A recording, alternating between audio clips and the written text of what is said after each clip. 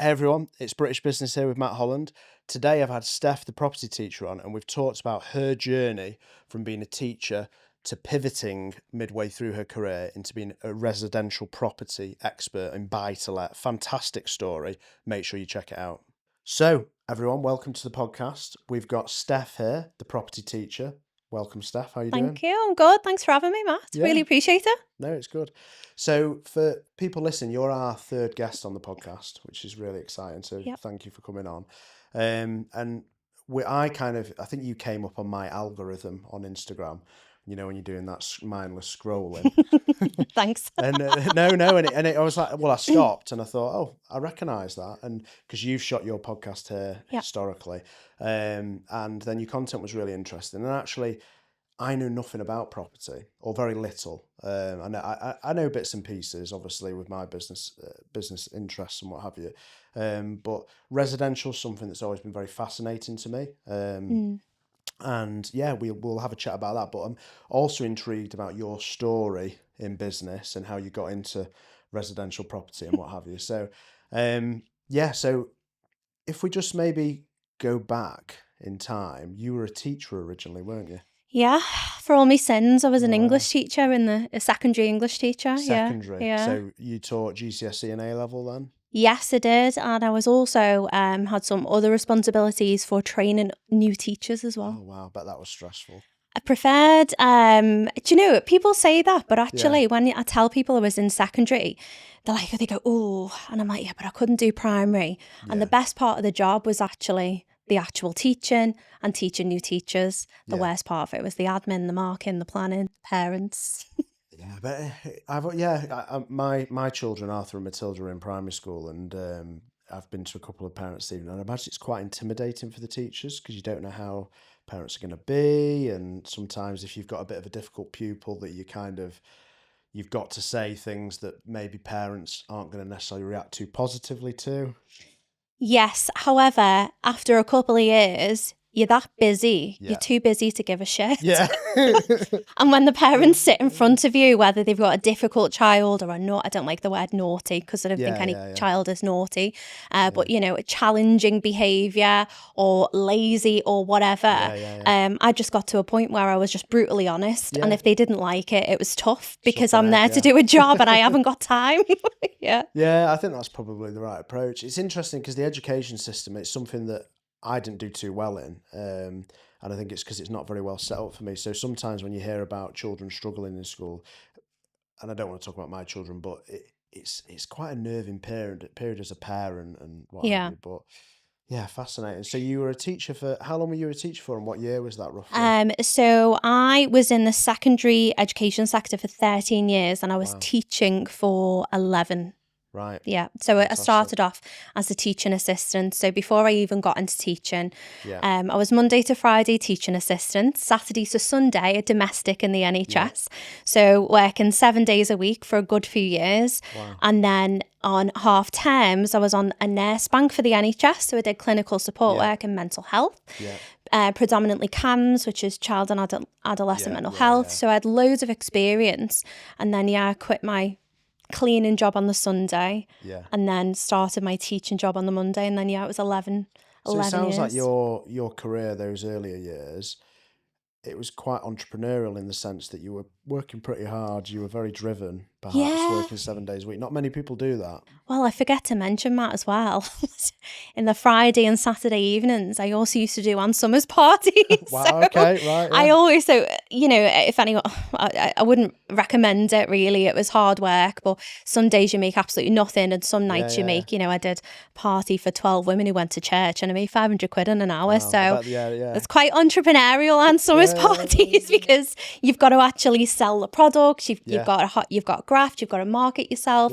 This was back before social media. That will have equipped you with some real skills though that would be very different to your teaching skills in terms of sales and marketing. And I was better at it than I actually thought. But then what a lot of people don't sort of equate to one another is the fact that I was an English teacher. I'm good at persuasion. I'm good with language. I'm good at, empathizing with people to build that rapport. So I was better at sales than I ever even thought or realised. Never knew. Hidden skills that it's interesting that. You're a hustler effectively as a teacher. You were working hard, doing lots of different things.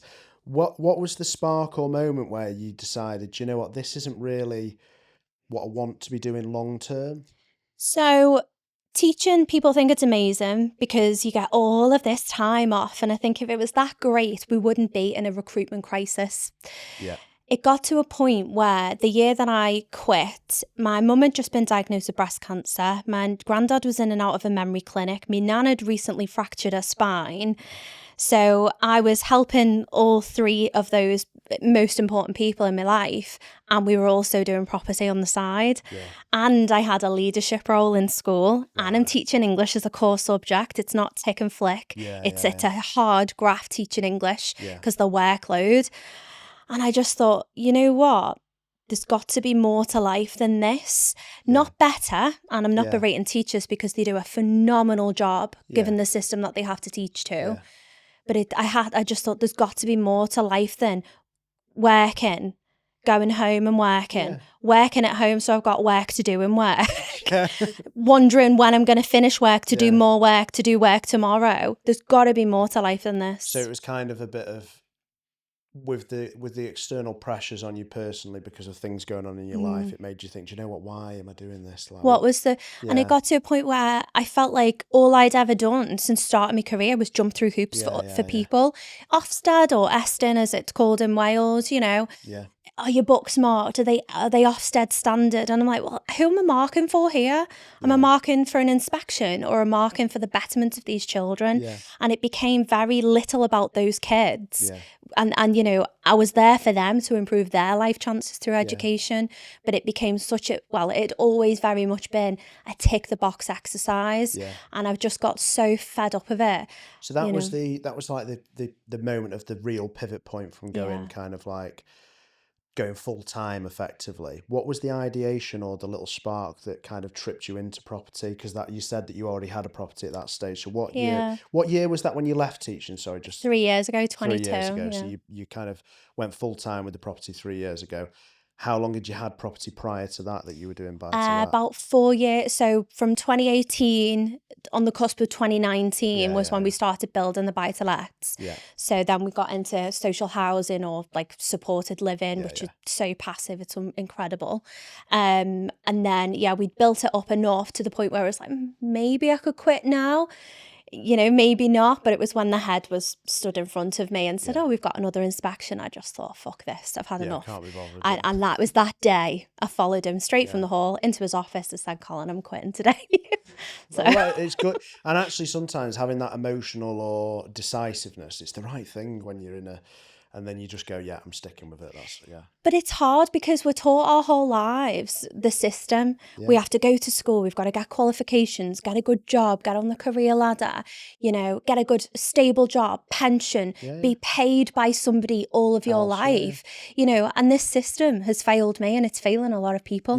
But it was just that fuck this moment, basically. So you've been in property now for 7-8 years, roughly. Since 2018. So that first decision to buy the first property, you saw an opportunity.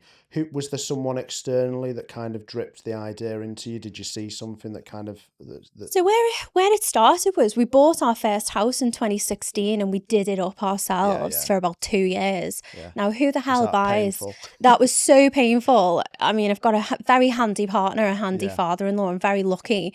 But it was a 5-bed detached. We still live there. It's still not finished. 5-bed detached, 2-story outhouse, big piece of land at the back. Who buys that for the first house? Wow. But we thought, you know what, it's not enough pain. We'll do it again. But then we didn't actually ever really think about rental and this idea of cash flow. So we saw an advert. Speaking of algorithms, we saw an advert on Facebook. I was having a snow day from school, which was before COVID ruined snow day for teachers. Everything's got to be online learning now. But I saw this ad, make money from property, free seminar, went along, paid £1,000 for a 3-day course, did the 3-day course, paid another 25, then another 5, and just got upsold into this education program with a company that's now gone bust. Right. I wouldn't have rated them massively anyway. But that's how it began for us, and we thought, well, let's give it a go. So you saw a property that you thought, we'll buy and develop that, and then you ended up on the course, or did you go on the course and then buy a property to do up? Course first. First. You identified the property after the course or during it, you bought it, you invested time, money in renovating it, and then that was your first buy to let. Yes. And that was 6-7 years ago roughly that you've let that out. So that's the kind of like the origin story leading into today. And you left teaching 3 years ago, so you've been doing this full time now. You've got a coaching business as well, alongside the actual properties that you own and lease out. So just to give the audience an idea, how many properties do you currently own and let out to tenants? 17. 17. Yeah. However, I'm lying. We've just sold one and we're selling another 4. And I suppose typically that's quite a common thing. I'll ask you the why in a second, but I'd imagine people that are in property, there's right times to sell, right times to buy, depending on where the properties are in the country. So the reason you're selling the 4, is that because that area you think it's the right time to sell, or is that because you want to deploy capital elsewhere? Or yeah, exactly that. I want to deploy capital elsewhere. So one thing that I don't think people do enough of is keep an eye on their portfolio. So even if you've got like 4 or 5 properties, you need to keep an eye on it. You need to keep an eye on the market, your mortgage rates. Are you in line with market rent? So the ones that we've chosen to sell, one of them was an Airbnb, a holiday let. I'm getting about 10% return on my money there. I can put that elsewhere and get more. So that was one of them. So you mentioned 10% return on your money. So is that a KPI that you monitored, like your yield on capital deployed? Yeah. I want to know how hard my money's working for me, because I'm like, well, what's the point if I've gotten about 95 grand stuck in that house? I can take that 95 grand and put it into something else. And plus the other ones that we're selling as well, 3 buy-to-lets and 1 social housing property. They're coming to the end of the fixed terms. By the time we sell them, we'll probably just be 1 or 2 months in the variable rates. So that's another reason. It's not because they don't cash flow well, but it's because there's capital. They've had quite good growth, which is they're in the northeast, so the growth isn't fantastic there. I wish we'd started closer to home, but that's a whole other story. So we're selling them to release the capital, and now we are working with a developer, and we are doing much bigger, riskier big money kind of deals. Entrepreneurial moves. Risky, as people say, but I think risk comes from not knowing what you're doing. Well, I think risk is actually, it's something that people need to be comfortable doing, because I think if you're in business or doing what you're doing and what have you, it's inherently a part and parcel of it. So I think property is actually, from an outsider looking in, because I don't have any buy-to-lets myself or what have you, it seems like quite a stable option. Yes, buy-to-lets are. Yeah, and I mean, I think with the next episode, you're going to be my co-host. I'm going to talk about that topic specifically. But linking back to yourself and your story, so you're at 17 now. Has that been an exponential curve? So is the last 12 months you've acquired more properties and you've got kind of a run rate, or has it just been steady and stable growth the last 3 or 4 years? Steady and stable, and we haven't actually purchased anything for about a year. Right. Because it's like, well, actually, don't want to put people off, but I don't need another property, another problem. I'm happy with the growth. I'm happy with what we're doing. That's passive income. We have active income as well.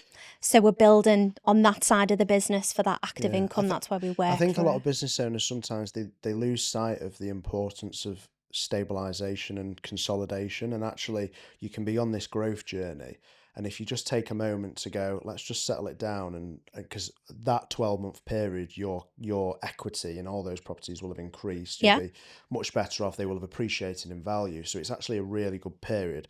You're now going to sell, bring cash back in, and then you can go again, I suppose. Yeah, and we had to take that break to go, we're in a really nice position. What do we actually want to do?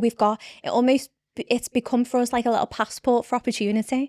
What do we fancy doing now? And finding somebody to work with, like the developer that we're working with at the moment, we've had to build up trust with him over the last 12 months as well. I've been going to his site, I've been looking at his accounts, I've been looking at him in all different avenues. And I'm like, right, okay, this is somebody that I want to work with, and that takes time. And from an outsider looking in, I don't know anything about the residential property game, but I see a lot of these influencers popping up on YouTube, and I'm a consumer of content. I find anything that I don't really understand, I find it very interesting to listen to or watch.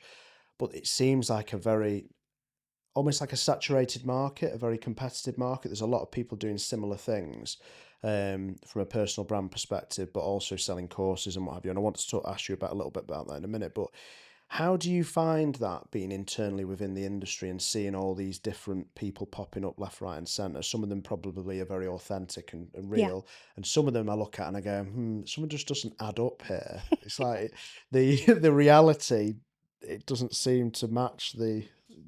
Is that a thing in that industry? I feel like in the education industry, Yeah. property education, it's totally unregulated. Right. There are no standards to adhere to. Okay. There's no one checking on you. There's nobody assessing you. Yeah. And I mean, I met a guy at a networking event a couple of years ago, and he said, "Oh, I've got a buy to let with my brother." I was like, okay, what's it cash flow? About 300 quid, so 150 quid gross each a month.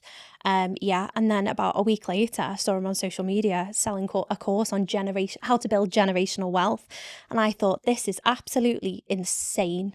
That is bonkers. And coming from an education background, you know, I've been an examiner, I've been somebody who has line managed teachers, I've observed them teach, I've mentored them.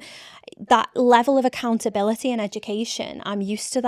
But in an industry where there is none, is quite shocking. Yeah, so you've actually got a really great skill set to pivot into the industry that you're in now, which is obviously you've got your own residential buy-to-lets, but then you've got your coaching business, which I want to ask you a little bit about shortly. But you're very well equipped for that. Some people will end up there without the skill set and probably without, I think, the moral values to do it in an honest way. Well, this is what's pissing me off because people are coming along and calling themselves property coaches. Yeah. Now, they might have the experience and expertise, and I'm not discrediting that at all. They might well have, but to call yourself a coach without even a semblance of a qualification of how to coach, getting on a Zoom call and saying, this is how you do this, go out and do it.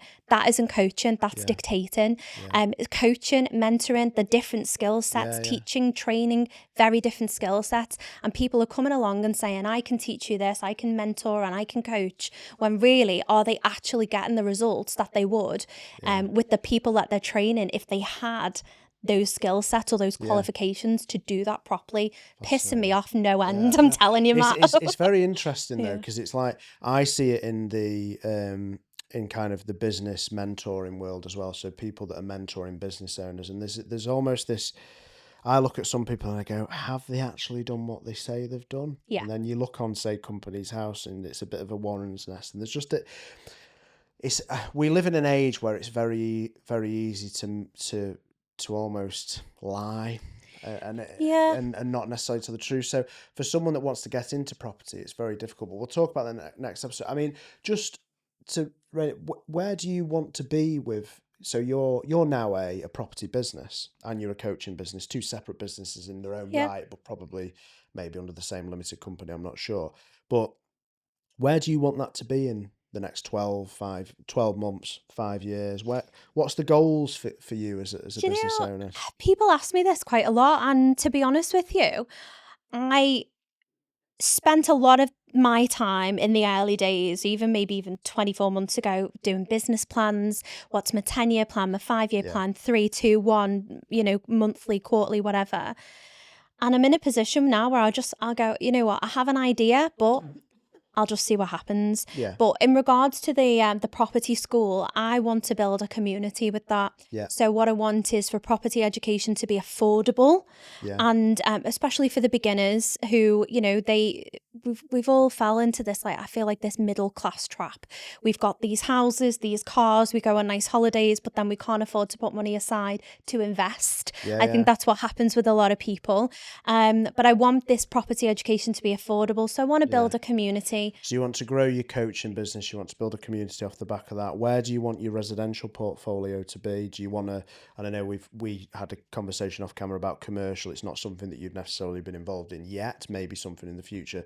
do you want to go there? Do you want to stay in residential? Do you want to buy businesses? Where do you want to go with that side of things? I think as it stands, we're going to keep the properties as they are, keep that portfolio growing. And as I say, we're taking the capital out of 5 of them when the rest of them sell, and we're investing with a developer. So you're going into a partnership with a developer, which is very different, in my understanding, to a buy-to-let business. So what I actually want to do with it, and I've done all my due diligence, it's probably made the national news, because that's important in property and who you want to work with. He's at the moment, he's developing out a care home, a children's care home, which is a detached property, and it will house about 5 children. Now that is quite a difficult business to get into, because it's not just about the property, it's about the business. You need consultants, you need responsible people involved, and you need the council on board, you need planning permission and so on. But that's an area of interest for me, not necessarily a care home, but an alternative school, because from a business point of view, I won't lie, I'm no martyr. I could make a ton of money, like 30, 40K a week money. Oh, wow. You need to have the property acumen to be able to do it. You need the responsible people involved to help you do it. But also from my background, like point of view of my background in education, I think it's really important that these schools exist. Because school doesn't work for everybody. We are trying to make these children thrive in an environment that wasn't designed for them. So I'd very much like to set up some sort of alternative school in the next couple of years. So you've left education, you've gone into property, but you're actually still quite passionate about young people and giving them opportunity. It's actually funny you mentioned about this alternative school. There's one near me, I think it's called High Peak School. It's a former Hilton hotel, Cheshire, Derbyshire border, and that's for kids from a challenging background or they're struggling in a normal school environment. And it's a live-in scenario, so they stay there. And so basically, from a business perspective, it would be working with this developer, but then in the future potentially acquiring other larger properties which could then be converted into that type of environment. And that's why I'm working with him, because he's doing it now, and he's somebody that we invest with. It's almost like earn and learn.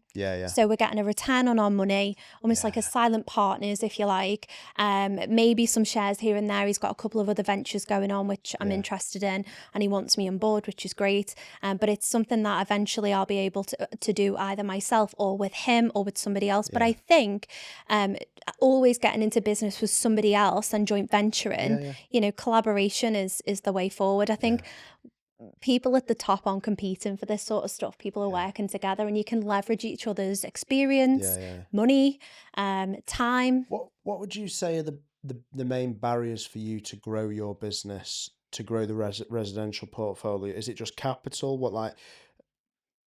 And knowledge potentially with this particular thing, because it's different to the regular buy-to-lets, which you're very knowledgeable on. What's your main barrier to growth to kind of grow it and get it further towards where you would like it to be? Knowledge. Knowledge at the moment, and also I wouldn't necessarily say capital, because we've built a lot of our portfolio using other people's money, so you can start with zero. You see, it's fascinating that, because of that, the way you answered that question is very different to most people listening to the podcast, because the biggest challenge with most businesses is people.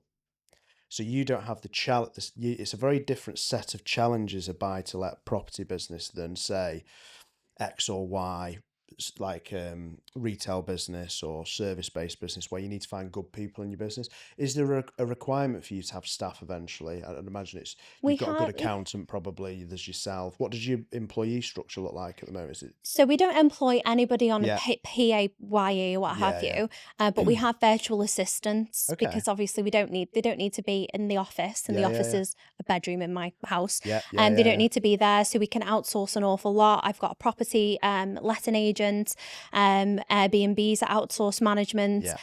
We've got a solicitor, an accountant, so planning consultant. These are your partners that you utilize, but you're not directly employing them. So one of the great things about your business is, if you're a business owner that doesn't like employing people, it'd be potentially a great pivot option in the future. It's building the power team. In theory. But it's having a power team around you. It's like, and people ask me all the time, I don't want to go into property. What about bad tenants? well, you're buying in the wrong area and my letting agent can sort that out. Yeah. Well, what about tax? Don't know. I've got an accountant. Like, if I don't know something, I will go and find the man or the woman that can. Yeah. And that's you are leveraging other people all of the time. It's about having the right power team. And I think a lot of people go into it without knowing even who to have in the power team, who you can rely on. And I think you are only as strong as your power team. What was just kind of taking a bit of a step back, so you had the buy-to-let, you decided to go into the coaching side of things. What was the decision point to then, was it bad experiences elsewhere with coaching that drove you to set your own? Sort of. I mean, we had a coach. And I say that in inverted commas because she wasn't. And yeah, she wasn't the best. However, it was more people seeing what we were doing and seeing our success and saying, Steph, can I sit down and have a coffee with you and pick your brain? And I got to a point, I thought, I've spent like 30K out to learn how to do this. So no. And who better to put together a curriculum than a teacher?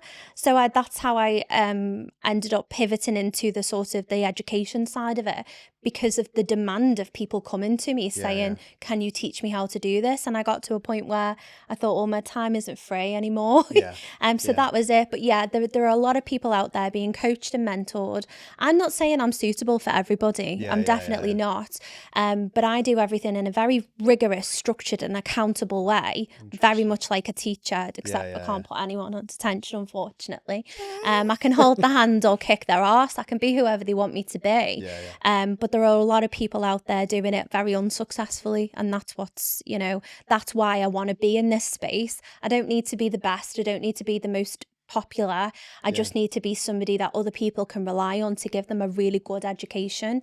And I make no guarantees, but if they do exactly what I tell them to do, I am bossy, but if they do exactly what I tell them to do, there's no reason why they can't succeed. Interesting. It's such a fascinating industry for me, because it's something that, from an outsider looking in, it seems like a relatively easy thing to do, but I know obviously there's a lot of complexities from a legal, accounting perspective, and it's one of these things where if you misstep along the way, you then create problems yourself further down the line. So it's probably quite important to have either, well, ideally a free mentor, but in most scenarios it's a paid mentorship, I would imagine. Did you have so you've always had paid mentors, so you've never had a mentor that's kind of put their arm around you and said, listen, this is a great opportunity for you, or do you have a well, because mentorship's a great thing. I've got a mentor, he's paid, but I've had non-paid mentors as well.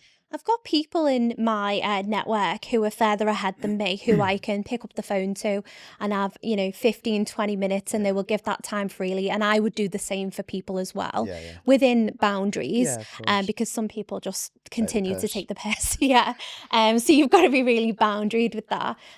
But yeah, I have had a paid mentor who actually, unfortunately, didn't work out so well for me.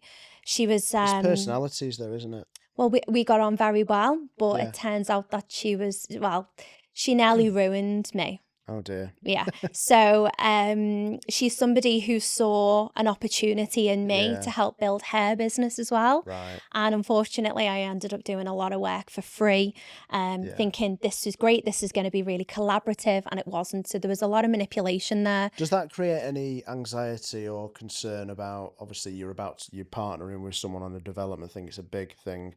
I've had similar in my career. I've worked with different parties, entities, and I've been taken advantage of, and things don't work out. It's part and parcel of business, unfortunately. Do you look at do you have any nervous energy around partnerships moving forward? Is that something that you're quite comfortable with, or is it you are a bit? That experience has made me cynical and a little bit skeptical of people. But I also think that I've got to trust my gut more. And that's not something I ever really had to do in teaching, because teaching is in business. And even though I've been doing this since 2018, I wouldn't say that I was necessary. I probably am more so now, but then I wasn't necessarily business minded. I just thought everybody was nice. Everybody wanted to help everybody, because that's what we do in teaching. We're a team. We help each other, because we're all there for the betterment of the children. So we just do what we can to help each other. But that experience has made me very skeptical of people and made me realize that, I can't always walk around with rosy tinted glasses. I'm going to have to be a bit hardened. I'm going to have thicker skin. Not something I was used to. I suppose it's a little bit, obviously in business, you kind of, you overextend yourself, you take risks, and sometimes they don't pay off. The same happens with people when you're hiring people, same happens when you're working with third parties and what Yeah. have you.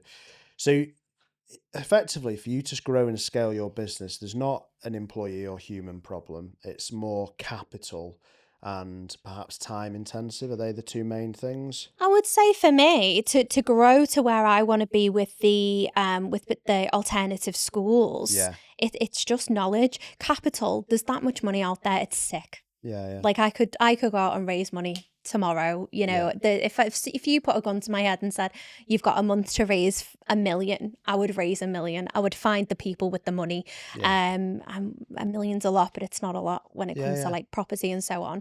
For me, it's more the knowledge. So I have to, and maybe people to a point, have to find the people with the knowledge and leverage it. Because I would say as you grow, you probably are going to have a requirement on administrative support. You mentioned you've got some administrative support at the moment. Is that offshore? Are you using offshore support? I've got a British VA who I call on occasionally, but she's very expensive because she's great. Very expensive. And I have a wonderful VA from the Philippines, Maria. We've got people in the Philippines. Great. And I've got people in India as well. I think it is good. They've got a really great work ethic. Super skill set. My VA, Maria, she is absolutely shit hot. She's fast, she's efficient, and I'll know when I'm slacking because she texts me and tells me what I need to do. So she's great. How did you find her? She contacted me on LinkedIn last year. Funnily enough, I did have another VA before that. It didn't really work out particularly well. And she contacted me. But she's absolutely brilliant. She's fast, she's efficient. She's one of the more expensive ones. But to me it's not that costly. You pay for what you get though. Exactly. In those scenarios. But she's great.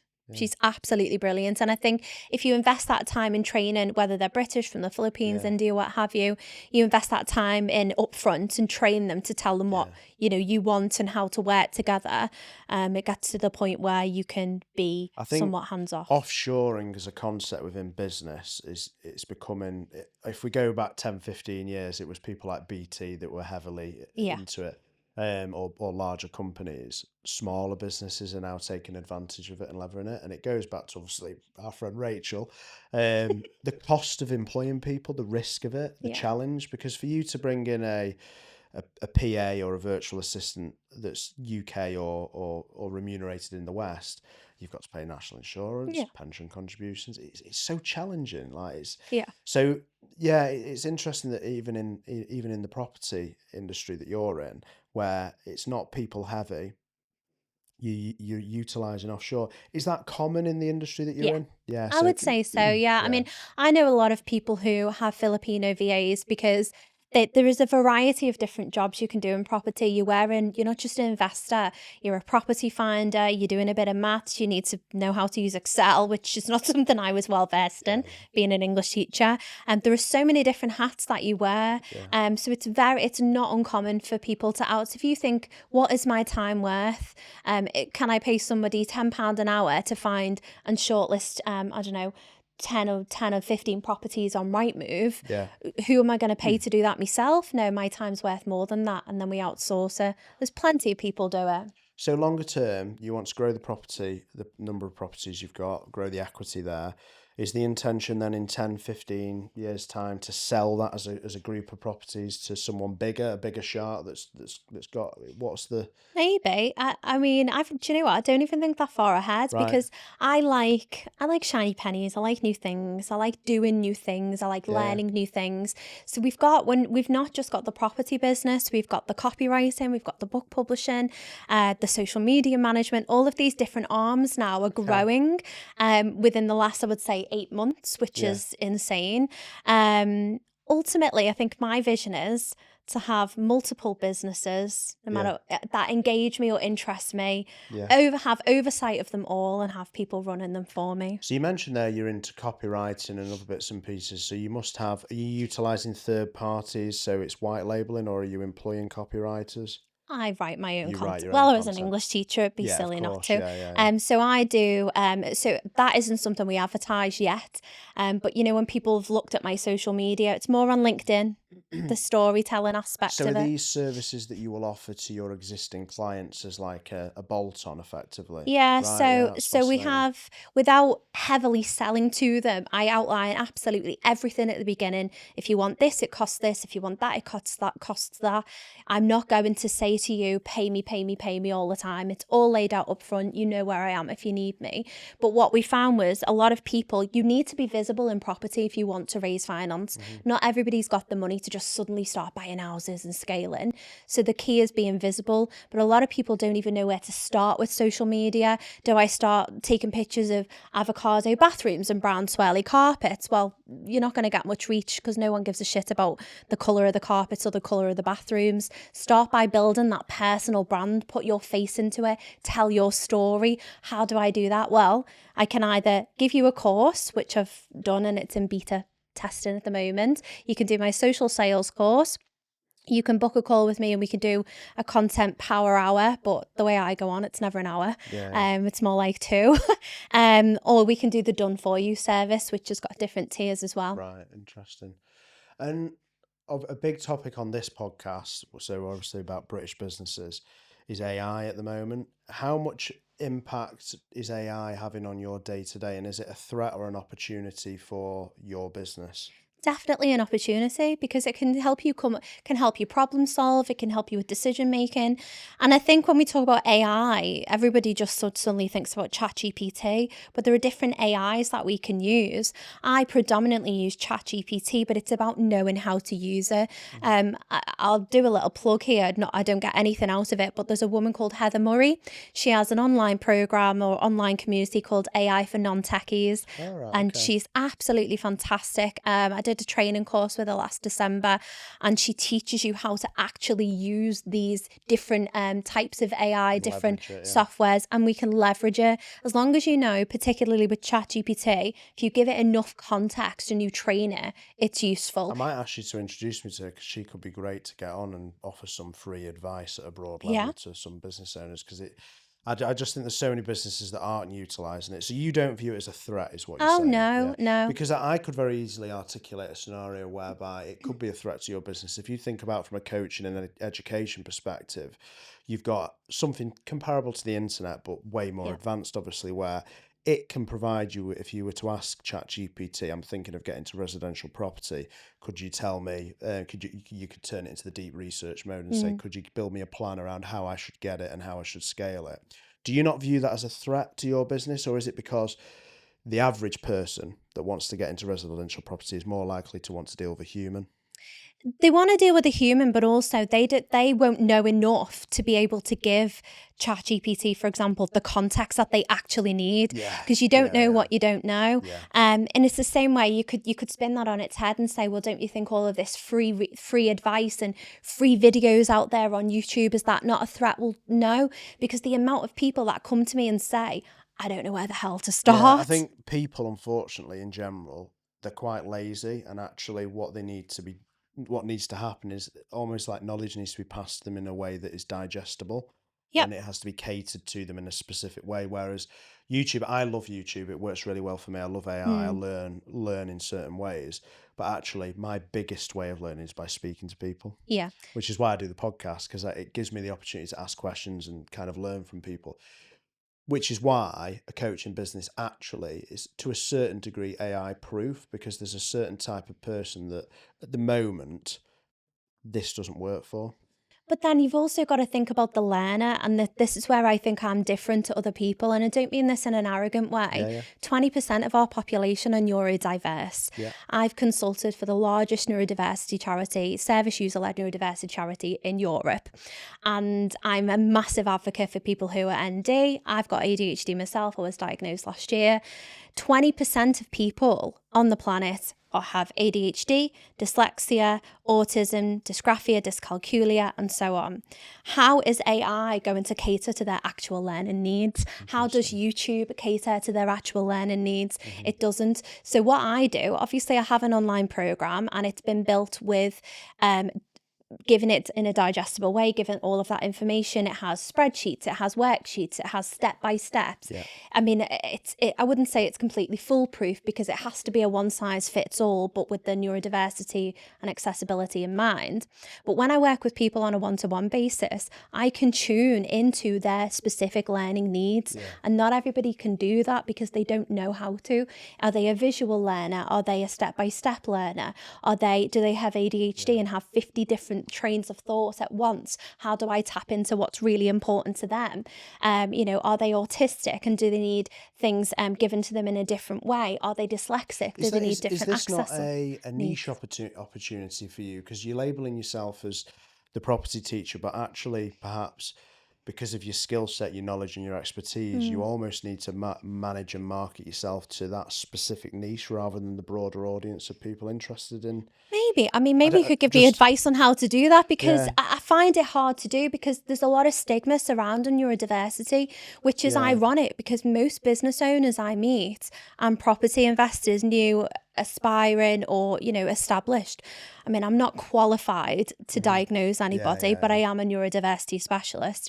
I look at them, I listen, and I think in my head, you've definitely got ADHD, or you've got some autistic traits, or maybe you're dyslexic and maybe that's why you can't do the sequencing. I don't want to stereotype, but maybe that is something I could lean into it's more. It's quite a nicheified thing, because you kind of, what you're doing there is you're offering specialist training to a specific niche where they want to get into residential property, but they're turned off by this coach or this person because it's very broad. Maybe, their educational training that they're providing is just very like, this is how it is. Whereas what you're saying is you cater for different needs. Yeah. Which is quite a good, it's quite a good thing to push that. But you're right, maybe there's a bit of stigma behind it. So there is. I mean, we talk about it in the podcast a little bit because I'm on that spectrum 100%. I'm not normal.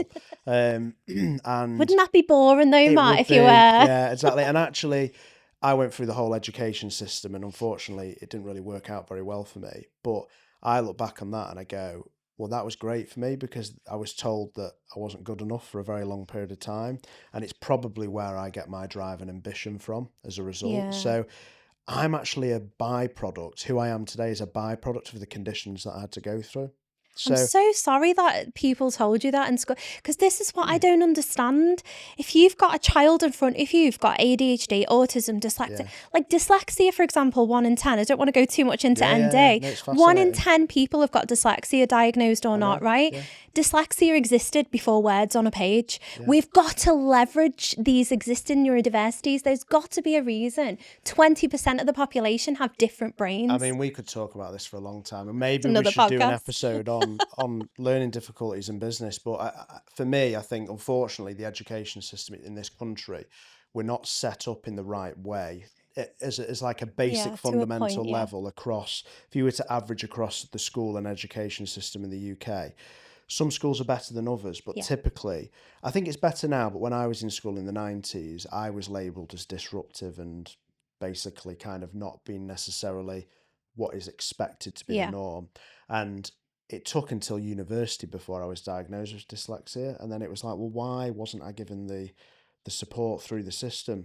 And I think education needs to adapt, and almost there needs to be different options for children at a young age to, right, okay, so this child isn't hitting where they need to be on reading at 5 or 6. Well, maybe that's because reading for them, I'm a terrible reader, but I listen to audiobooks non-stop now.